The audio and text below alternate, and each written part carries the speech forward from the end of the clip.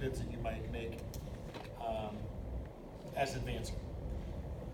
And by the way, all of our progressions here tend to be pretty natural. So, and I want you to feel like, again, like you can take some liberties if you like the hand,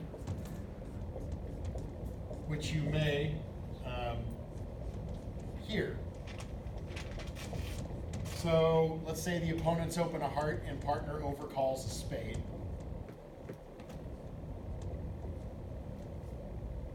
And this is your hand. Let's say 8 high card points. But you have 4 spades, not just 3. You've got a singleton in the opponent's suit. And a pretty good diamond suit on the side. How do you feel about that one?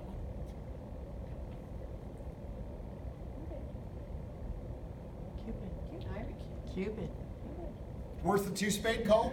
Yes. I think so. I'm certainly always willing to compete to 3 on this hand, even if the opponents are still involved. But yeah, I mean, that's 8 high card points, but I think that is definitely worth an upgrade. I'm giving myself a little more credit for the singleton and or the diamond suit. And I'm not going to go crazy. I'm not going to force the game. I still want to leave that decision to partner. But I don't. Oh yeah, yeah, that was supposed to be hard. I think it's too good for 2 spades. Yes, Yeah. definitely 2 hearts. And if partner tries to sign off at 2 spades, are you going to push the issue and bid one more time? I don't know. At match points, probably not. I don't want to punish partner for a minimum overcall. On the other hand, if we're playing teams, where I'd really like to encourage partner to bid a game with any excuse, I might make another call. What if it went that way? What if it went and the opponents were out and partner bid 2 spades? Would you think about another call? One more bid? One more check? Are you sure you don't want to bid a game, partner? This is a good dummy. If you were going to make another game try, what would you do? Hey, isn't 3 diamonds a free bid? If I were going to make a second game try, why not? Tell partner where you live. And yes, you happen to have a pretty decent 6-card diamond suit, but remember, you've already agreed spades, right? So you're not suggesting to partner, hey, maybe we should play in diamonds. That's not what you're saying. Because you already told partner that you had spade support when you Cuebid 2 hearts. So partner should read 3 diamonds is, hey, I'm trying to make another game try here. What do you think about your hand? If your partner held something like Queen Doubleton of diamonds, a holding that they may not have liked to start off with, they should like it now. Because now all you're missing is the king. And those diamonds may all come in once the king is out. Heck, partner may have the king. Maybe you get to draw trumps and run a whole bunch of diamonds, which would make 4 spades a really good game. Yeah, Esther? If the first pass is actually too hard, do I want to say 3 here? Oh, you mean here, pass. or by opener? So if it goes 1 heart, 1 spade, 2 hearts, do I want Pass to say 2 3 hearts. spades? No, responder's first response up there. Yes. First line. First line. Here? Yep. Oh, okay, I see. So they're taking, so they have raised hearts. Yes. All right, so they have taken away 2 hearts from you. Okay, so the question is, what do you want to do? Well, you've got some choices, although Cuebiding at the 2 level is not one of them. So you could bid 2 spades. The only thing is, 2 spades could be a random 8 count with only 3 spades and no singleton, right? 2 spades is just competitive. So I didn't want to bid 2 spades before, so I don't think I want to bid 2 spades now. And if you had already decided that you might want to make another game try with this hand anyhow, I don't feel too bad about forcing this to the 3 level. It is within the law of total tricks, right? We do have a 9-card fit. So we should always be willing to compete to the 3 level, even when partner's overcall is minimal. Okay, so in that case, what do? If we're going to rule out 2 spades because we think the hand's too good for it, what would we do? 3 hearts. I think I would Cuebid 3 hearts here. You're not jumping the 3 spades because that would be weak, remember? Remember that our jumps, we're keeping consistent here. A jump to 3 spades would not be this good of a hand. A jump to 3 spades would be this same hand without the ace and jack of diamonds. It would be like a 3 count with 4 spades and a singleton in the opponent's suit. So I think it's worth a Cuebid. And if it comes back around and partner signs off at 3 spades, I'm not going to bid a game. I'm going to trust, that we've already done enough bidding. But partner will realize, that if you're going to Cuebid at the 3 level here and force it to 3 spades, you either have a better hand or you have a 4th trump, or there is something about your hand that has made you willing to play at least 3 spades, even if you don't play a game. That 2-spade bid by overcaller in the original example, where that responder was passed, how many points does that 2 spades indicate? Is there a limit to that number of points now? So what are we Overcaller. talking about? We're talking about Pass. here, Mm-hmm. and then the 2 heart. 2 hearts. But now I'm talking about 2 spades by overcaller. Well, remember the overcaller's forced to bid, right? Yes, but why not? You have just hit your partner with a Cuebid. They must bid something. Yes, but why not 3? I mean, in other words, is there a Well, point range? a jump to 3 would be a better hand. That's what I'm that saying. would be forward. That would be forward going. Now, I would think most of the time, I'm not sure what a jump to 3 at this point would accomplish. I think if you're accepting the invitation, you probably jump to 4. Right.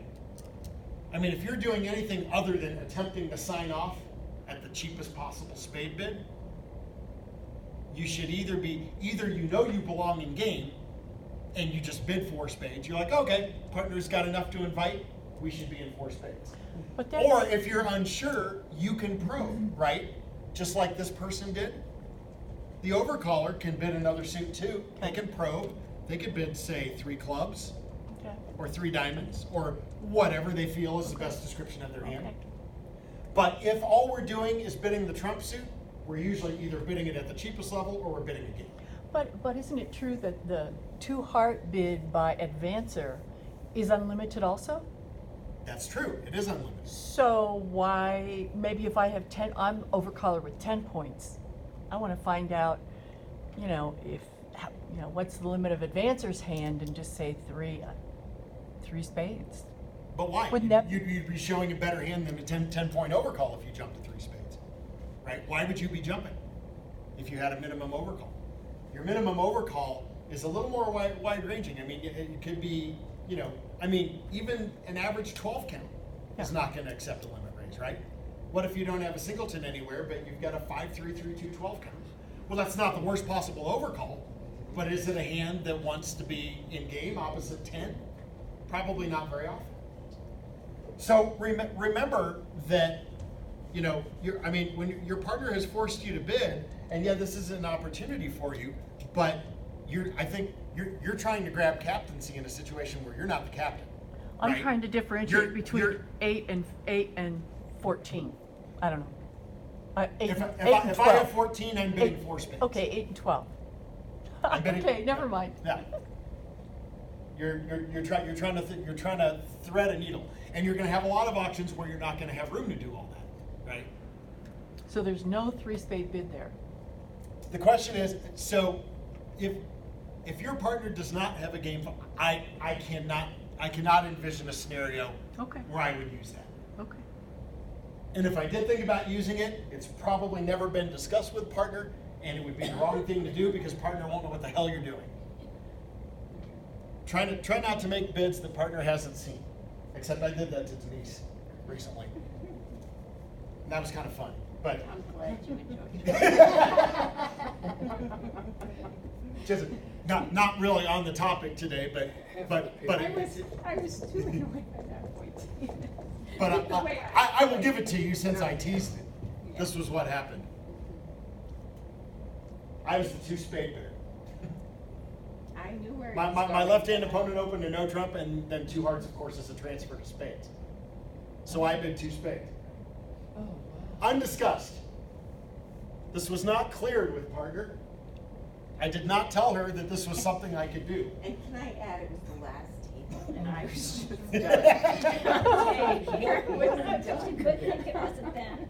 What was I doing? What were you telling her? I had a spade void. So this is a, kind of a Michaels type of thing. It's usually like hearts in a minor. Right? So what did they do?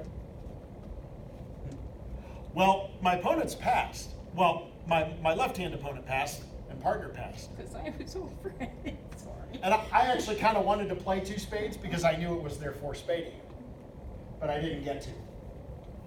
So they then bid 3-0 and corrected to four spades. So the opponents got where they belong. I kind of wanted to play two spades because we weren't vulnerable, and they were. And I would have gone down, but it would have been better than their game. How would your partner know? So no, this was a good thing because we got to discuss it. The thing was, we know the no trump bidder has at least two spades, right? We know that the transfer hand has at least five. Right.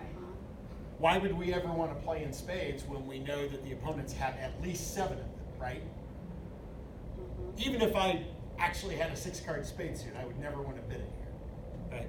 So, and partner was looking at a few spades as well. So that would, So could the opponents have said double at that point? is that like? But that's fine. If the opponent's double, then I get to run. I don't have to play two spades double, do I? A void I get to run to a or better spot. a singleton? Does that say a void or a? It doesn't specifically show a void or so.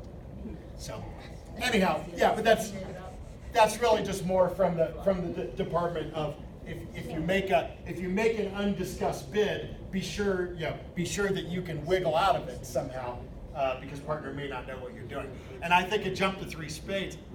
Honestly, I can't tell you. I don't know that I've ever discussed that in any of my partnerships. Okay. So I wouldn't be inclined to do it.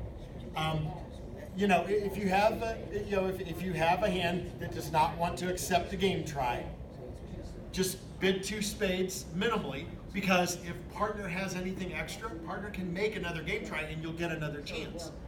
And if partner doesn't, like if partner stretched their invitation when they Cuebid, you probably don't belong in game anyhow, right? So. But the idea is, again, that's the nice thing too about your Cuebid being a one-round force. It means that you are going to get a chance to bid again, right? So even if partner signs off, even if partner tries to discourage you from going on, if you have a hand worth going on, you can always do so. Kurt, do you remember the hand you played on Friday that it was one club something and then you bid clubs, but it wasn't a Cuebid? Can you discuss when that was? So that was. Or is that not the if it's not a club? No, it is kind of tied to this. So, remember what the auction was. This was something like a club pass, a spade pass, one no, two clubs. And I had passed the first time. So what are you telling me? It's a. What does that mean? Well, it looks like a Cuebid, but it's actually not. No, it's natural. Oh, okay. Do you all recognize this as natural? Yeah. I had a good hand. I actually had ace, queen, jack, 7th of clubs, and a void in a side suit. All right. So why did the auction take place this way? Well, I can't bid two clubs right away because that's Michael showing both majors, right? So this is So sometimes you have to make a Cuebid that is not, in fact, a Cuebid. It's actually natural.